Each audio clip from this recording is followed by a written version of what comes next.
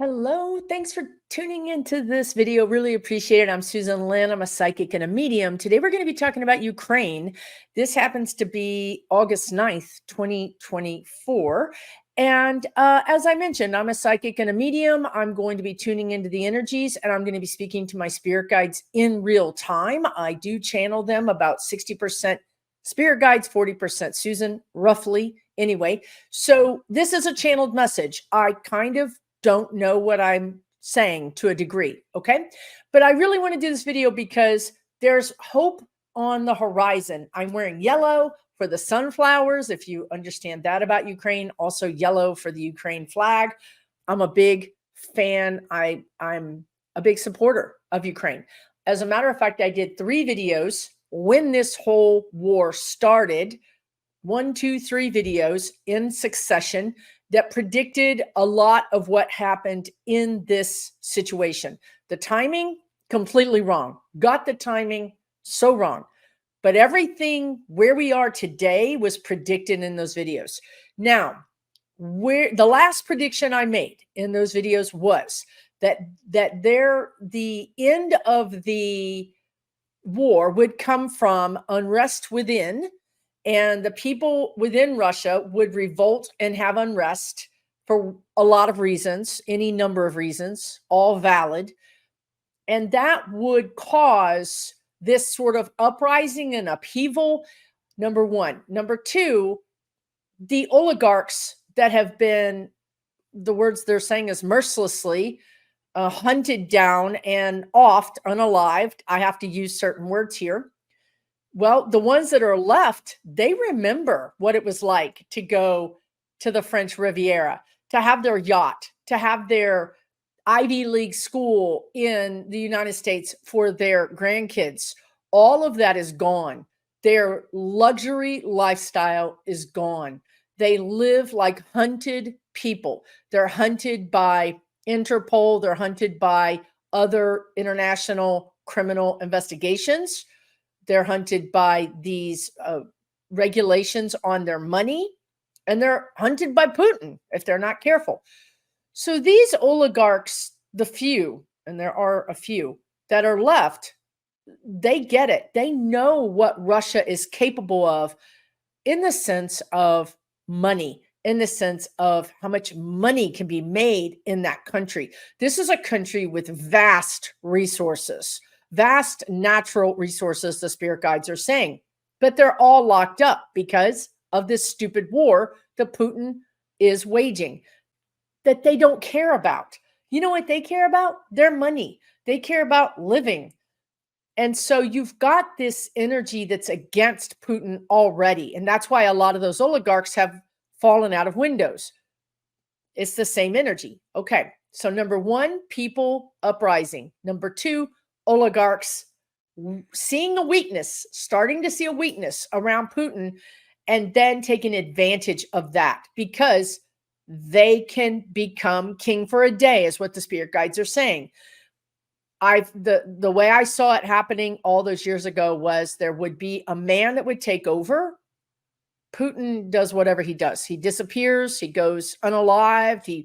His plane crashes. Whatever happens, I don't care. I'm not predicting anything. I'm just saying he is no longer the leader of Russia. A new person comes in.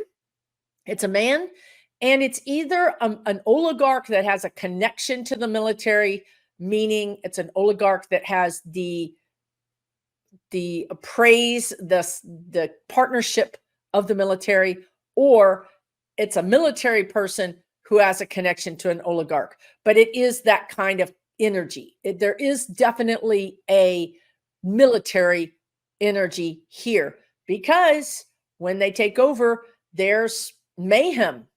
There's mayhem. And they got to put down the uprising, is the words I heard exactly. So they kind of institute this military police law or police state. They close everything down. They withdraw from the war.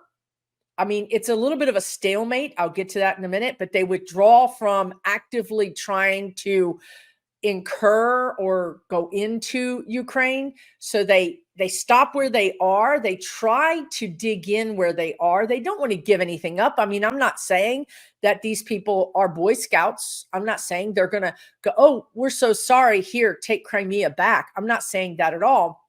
I'm saying they, instead of continuing the war, what they would like to do is stop the war, take the spoils they have, meaning take the land that they've incurred, that they've gained from Ukraine, meaning Crimea and some parts of the Donetsk, and call it a day. That's what they want. Now, I've also read in those past videos that Zelensky would crawl over broken glass, bare, naked. This is the words they use from those past videos. You can see them. They're on YouTube. Rather than give up 1 square inch of his land. Not going to happen. The man is not going to do it.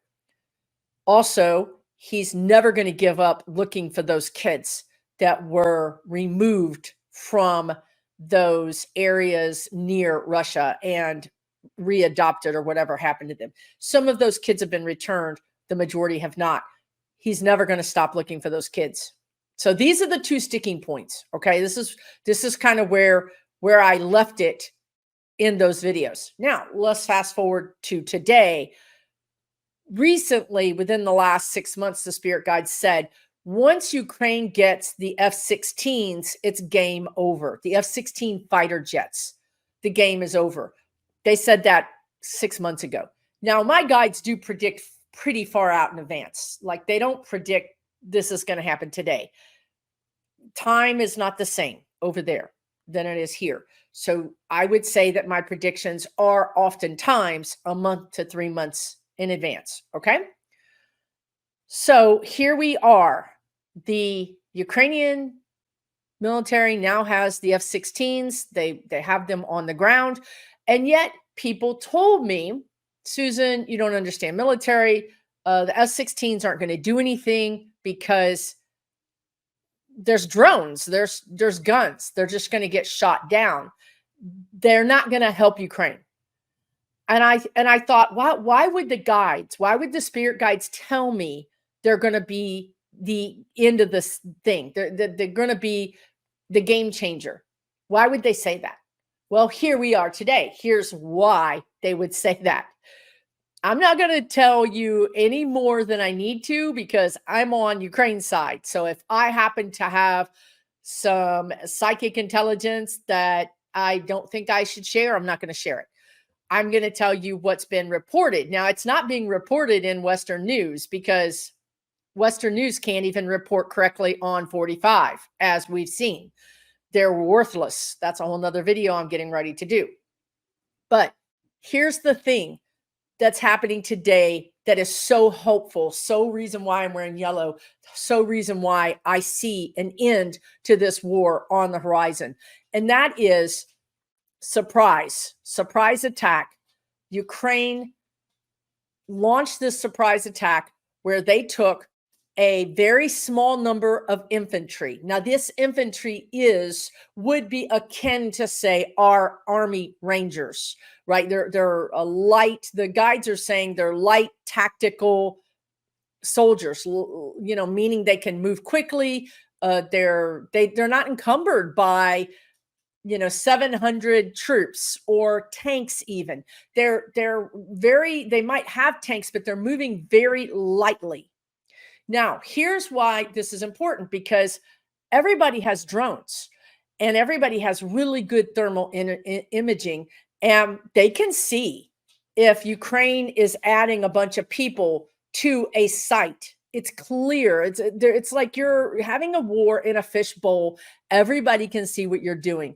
You cannot hide what you're doing. Therefore, you can't have a surprise attack, right? That's where we've been, is in this stalemate. We can see their drones. They can see our drones. We can jam their drones. They can jam our drones. They can see what we're doing. We can see what they're doing. It's a stalemate.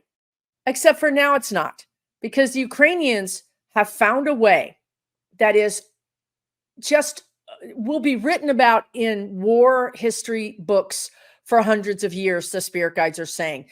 Some of this is just heart. Some of this is just bravery. Well, a lot of it is bravery, but also ingenuity. Thinking about this situation in a way that's so out of the box that nobody ever saw it coming. You know, you guys, I always tell you guys, if you want to break out of a rut that you're in, or you're wondering why is this pattern repeating, this is what you have to do. You have to pull a Ukrainian. You have to go, okay, they're stalemating us. How do we deal with this? Well, what they did was, and this is reported, it's not widely reported, but it's reported, they created this drone jamming, and I don't have it exactly right because I'm not a military person, but they jammed the drones, then they launched something, and then they jammed that, and then they launched something, and in some way, through a series of maneuvers, they captured the airspace.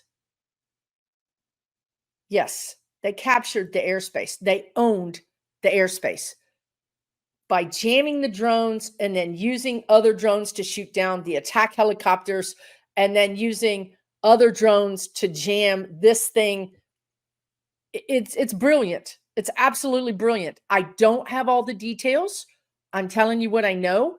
If you really are interested in this kind of stuff, you can look up. I would look it up on YouTube, because if you search it on Twitter or X, Russia's already doing a really good disinformation job. And every time you put in Kursk, because that's where they are, you put in Kursk, you get weird links to weird things and probably even viruses.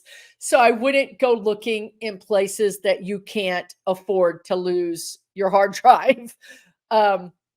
So the bottom line is that this small group of Ukrainians, now I don't know, maybe it's 100, 200, 300, I don't know, but it's about 25% of the number that military advisors say would be needed to do this. So with a smaller group than needed to do this, they walked in and they captured 3-4 times the same number of Russian troops and scared the living bejesus out of Russians in this town, who to this day have not had war come to them.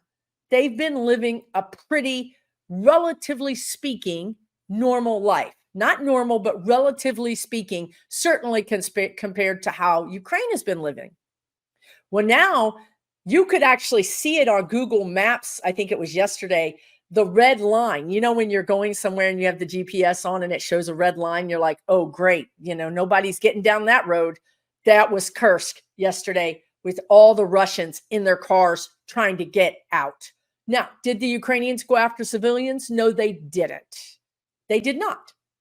They simply went after people that had uniforms on that didn't match their uniforms. And even so, they captured alive many hundreds of Russian soldiers. Now, why is this important? Why am I celebrating? Yes, it's a very small win. In the scheme of things, very small win. But what it does is it unnerves the Russians, because now Ukraine is on Russian soil. Number two, it happens so quickly that I don't think any of us really understand how it happened. Therefore, it's repeatable. Also, it's not the only ace up Ukrainians' sleeve. They've got other plans that are just as wily, just as unpredictable, just as you've never seen this before. How did they do this? Magic. The spirit guides are saying Ukrainians are using magic tricks, except for they're real. This will continue. And guess what? Because they have air superiority, meaning they've cleared the airspace in that little area. I'm not going to telling you, I haven't said they've taken over all of Russia. I haven't said anything like that. It's a small area, but it worked. And it's showing Russians they're not safe. Putin cannot keep them safe. It's showing Putin your days are numbered. We got you. We are not going to play nice anymore. We're not going to honor this stupid rule that the West said, don't cross the border, Ukraine. All you can do is protect yourself. You cannot go on the offense. You cannot cross that border and attack Russia. Well, that's off, because when the United States Congress said, we're not giving money to Ukraine, Ukraine said, all right, we're going to do this the other way, aren't we? Then there's no rules.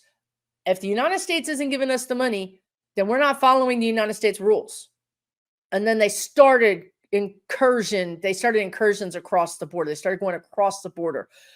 And here we have, again, the guides always use this term, the horse is out of the barn. It's not going back in the barn.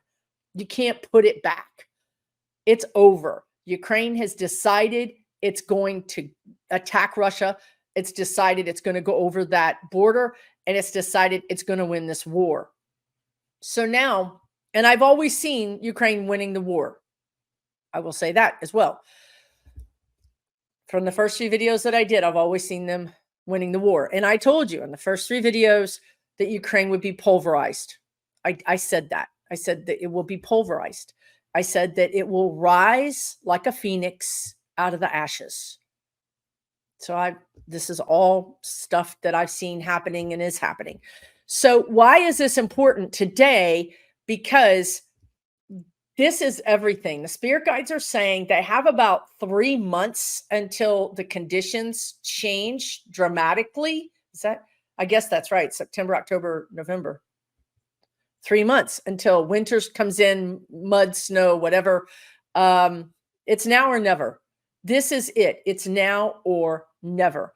Now, what I see happening is these incursions are going to change the psychological aspect of this war for Russians. Again, they're going to be like, what? We're getting attacked. Why are we getting attacked? We're not winning the way our state media says we're winning. We can't believe what's really happening. You know, it's the same, honestly, the same energy is happening in the United States, because we're realizing we can't believe our media. We're realizing that they're lying to us, that they've got their own agenda. I mean, if you think that's a conspiracy theory, then I suggest you to look into it yourself. They gave Trump an hour with no questions, that you couldn't even hear the reporters ask the questions. Therefore, you didn't know what he was answering, and they let him ramble on. And yet they covered Kamala Harris's, and I've got video of this, and this is really true. And I suggest that you go look at it yourself, because it made me really upset. When she was giving her campaign stops yesterday, you could tune into one live recording on, say, PBS, and the sound was so horrible. It was garbled. It was horrible. And then you flip over to another station, and it sounded different but bad. And also the color was bad. Then you switch over to another station, and it sounded crystal clear with perfect color. And then you switch over to another station, and it goes back to bad audio. The fix is in. Okay. They're not going to win. They're not going to win. Same thing with Ukraine. This is the energy. The energy is of the people, not of the bully. And in this way, the Russians are the people. And they're saying, we don't want this. We've lost our sons, our husbands, our fathers. Generations of men are gone. We don't want this. Now we're getting attacked in our town. No, we don't want this. This is the beginning of the end, is what the spirit guides are saying. This is the beginning of the end. This is going to start the process that I saw 3 years ago that's taken so long to get here. Because we have free will too. Humans have free will. So when we have, I'm just going to say this. I'm not going to go too deep into this, because again, I don't know what I'm giving away. I'm not saying I'm 100% right at all, but I don't want to accidentally be right and give something away that would be damaging. But in this way that Ukraine has figured out to create pockets of air superiority with very light, tactical, armored troops, that opens the door for the F-16. That's what they're doing. They're opening a pathway for a protected corridor to targets. And those targets are probably going to be they're calling them soft targets. I don't know what a soft target is. I think a soft target is something that's not protected, but it could be like a power plant that would shut the power down for that part of Russia. It could be an ammo plant. It could be a military barracks. But they're obviously, Ukraine is not going to attack citizens. They're not. But they will attack things like power plants that will make citizens' lives hell. Maybe they'll attack their food. I don't know. I mean, I just heard the words all is fair in love and war, but they're not attacking citizens, but maybe they attack their fields. Maybe they attack I don't know, but there's something that makes these citizens rise up and say no. And it's the same thing in the United States. It's the same thing in Europe. It's the same thing all around the world. And that is, there's more of us than there are of these restrictive, authoritarian governments or authoritarian leaders. And that goes for the United States too. There's more of us than those governors that are trying to control us. There's more of us. There's more Russians that want peace. They might not love Ukraine, but they want peace. They just want to be left alone to sort of lick their wounds. Okay? So you have this uprising. You have this human uprising in Russia.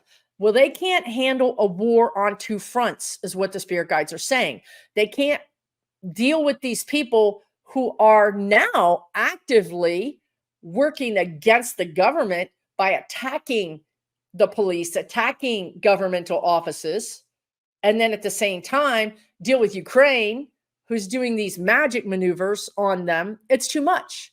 So you're going to see this real brutal shutdown of the Russian people. And I think it's brutal, but it also, to me, it signifies the beginning of the end of the war. And also Russians are used to that. Russians are used to being controlled. They're used to being told, go back into your apartment. You're going to get your bread. You're going to get your fruit. You're going to get your tea, your sugar on Monday. Shut up and stay inside. And they're used to that. They're used to that. So I think they can be, without too much loss of life, without too much violence, I think they can be put back in a place. However, the fact that they do the uprising and the fact that I think that this uprising continues on a down low. So yeah, okay, we go back to our apartment, but under cover of night, all these people are out doing things to disrupt Russia. Their own citizens have turned against them, is what the guides are saying. So now they can't handle this. The powers that be can't handle this. This is not, they don't have the wherewithal, the resources, anything to deal with this. This is how Putin's got to go. In some ways, this is also the same story for Netanyahu. It's the same story for Trump. The energy is bigger than these authoritarian jerks. Their days are numbered. It's the same energy. Just pick up the energy and put it in a new country. Boom. Who they're talking about? Is it Mugabe? Is there a guy in Africa, the continent of Africa, named Mugabe? Anyway, I don't know if he's around or if I don't know why they're talking about him. That's what they just said. I think he was a despot. I just don't know if he's even still alive or if he's still in charge. They just brought that energy to me. Meaning that the people are going to start coming against, France just narrowly missed going to the right wingers because a coalition, because people came together and said, no, we don't want that. Power to the people. Okay. So now let's talk about the end of this situation. Now, the end is that we come to this place where Crimea and the Donetsk, along the border there, this area called the Donetsk, but also Crimea that's on the coast. Those are the two things that Russia had annexed, stolen, basically, before the war. And the West let it happen. We all let it happen. And this is our lesson. We've got to stop letting the bullies bully us, because they don't stop. If you make an exception for them, they just keep going. So this is our lesson as humans. We are powerful. We have to stand up for each other. We have to stand up for the collective over the bully. Okay. So now here we are with this situation where whatever this new leader is going to be chatting with the world community and Zelensky about, hey, we had this before the war. Just give it to us and all of this can be done. Now, when they're saying this is when Zelensky is literally kicking their butt. That's when they're actually saying this, because they should be saying uncle, but instead they're saying, oh, this whole war thing could end tomorrow. Well, you're saying that because F-16s are bombing your facilities. And I don't think it's going to be very hard once Zelensky gets air superiority, once he gets firepower to really inflict damage on Russia. And I'm not talking about the civilians, but I am talking about the infrastructure, which will impact the civilians. I mean, I see Zelensky, I see the Ukrainian army, the Ukrainian Air Force blowing up rail lines, train lines, pipelines that would carry gas, heating. Yeah, the thing is, I'm in this energy right now, and I don't see Zelensky saying, oh, is this the UN Security Council that wouldn't protect us? Is this NATO? Is this the President of the United States? We're busy. We're busy taking care of business over here. We'll have to talk to you later. Bye. It's going to be hard to call him off, because he has to protect his people. He has to. You really need to make sure the bully is in a place where they really have waved the white flag, because narcissists, you can't trust them. They'll lie to you. So I see Zelensky saying, no, I've got what I need now. I'm going to finish this job. I'm going to get my Crimea back. I'm going to get my Donetsk region back. I'm going to get those kids back. And until I get them back, I'm going to bomb the living daylights out of your infrastructure. I'm going to make your people rue the day they ever heard the name Putin. That's Zelensky. And the guides just said he's going to go rogue. You might even see that in the news. Oftentimes, the things the spirit guides tell me, I see ended up in headlines. Zelensky goes rogue, right? He's not listening to any of the countries. I don't blame him. He played nice. He played by the rules. The United States said, we're going to give you all these weapons, but we're not going to give you weapons that would allow you to fire all the way into Russia, because that would start World War III, and we don't want that. Well, meanwhile, Russia's firing all the way into Ukraine, killing people, pulverizing their country. It was unfair. We were asking Zelensky and his people to fight this war with one arm tied behind their back. Meanwhile, in the United States, people like McConnell were super excited about this, because we were making them buy their weapons from us. The weapons that they couldn't even use to protect themselves, they had to buy from Americans. So, look, I think Ukraine and America have a beautiful relationship. And I think Biden and Zelensky are brothers from some other lifetime. And I think that before Biden steps out of the presidency, meaning before January, he's likely to bring this Ukraine war to an end. Because I've always seen Zelensky crawling over glass and Biden crawling over glass to save those kids. Biden and Zelensky are 100% on the same page. 100%. So you have this situation where Biden is in some ways, kind of a lame duck president. I mean, he could say, oh, you know, what can I do? Zelensky is bombing, these facilities. What can I do? I can't do anything. And I think that would be great of him. I would love to hear him say that. Oh, well, my hands are, I can't do anything. He's making the best decisions for his country that he needs to make. And then Biden will put on those aviator glasses and walk away. Like y'all messed with the wrong people, So in the end, I predicted 3 years ago, or how many years ago that was, that Ukraine would get the Donetsk back and that Ukraine would get Crimea back. Now, fast forward to today, and I would say to you that there could be some, I get like a roaring headache from Zelensky when I even think about this option, but there could be some land swap. That's not even the right name for it. But, again, Russia annexed this land because Putin feels like he wants to get the whole USSR back again. He feels like Ukraine is his. So they started annexing things along the border of Russia. And I feel like there could be some part of the Donetsk region. I feel like there could be a trade. Like, you take this piece, I take this piece. I don't personally, when I go down the history of that, it doesn't look good. It doesn't look sustainable. Okay. It doesn't look sustainable, but it could be that is a deal that's made. And it could be that after Zelensky proves that that they're a country that nobody else should mess with, that now we've got an Air Force, we've got a Navy, we've got tactical.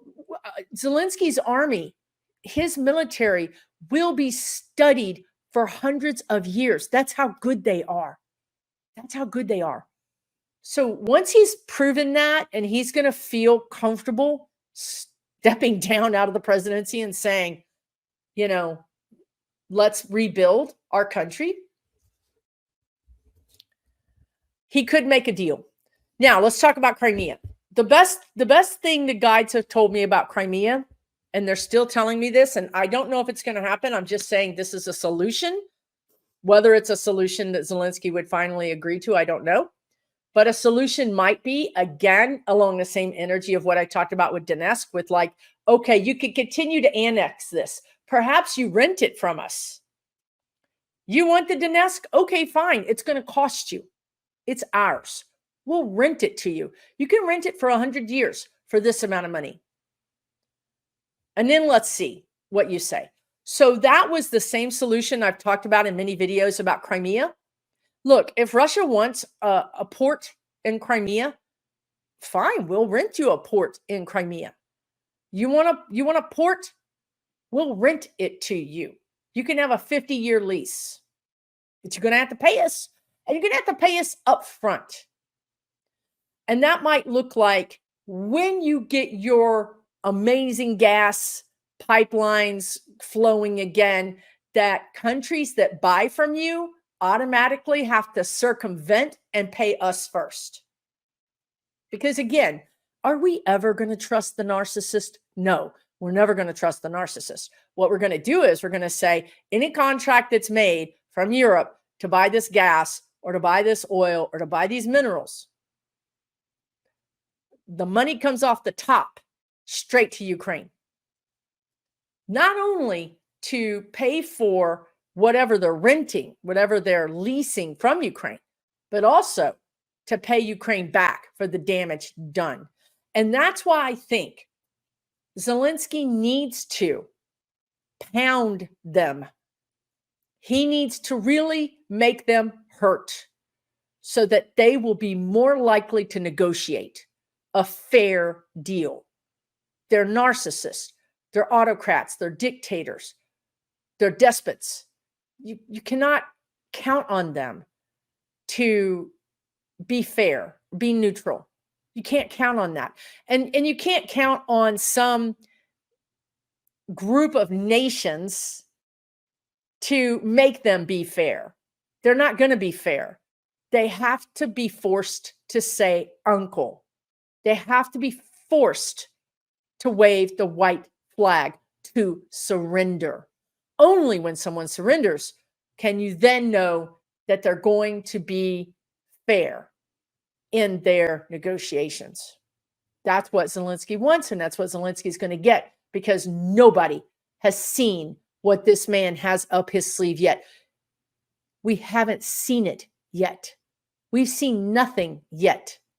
The things these brave Ukrainian military people, soldiers, are going to do are going to blow people's minds. It's just now getting started. It's just now getting started. And that's the same energy around the world. We're just now getting started against these narcissists, these despots, these authoritarianism people. We're just now getting started. And just like Kamala Harris says, we're not going to go back. We're not going to go back. So hopefully this has been an interesting, entertaining, helpful video. If it has, do me a favor and hit the subscribe button. Leave me a comment. Let me know your thoughts about what's going on here. And take really good care of yourself. We're not going back. We are going forward. We know where we're going, and we don't care anymore what the media thinks or what these narcissists think. We don't care. We know who they are. We know who we are. We know where we're going. When we fight, we win. All right. Take really good care, everybody. We'll see you real soon. For entertainment purposes only.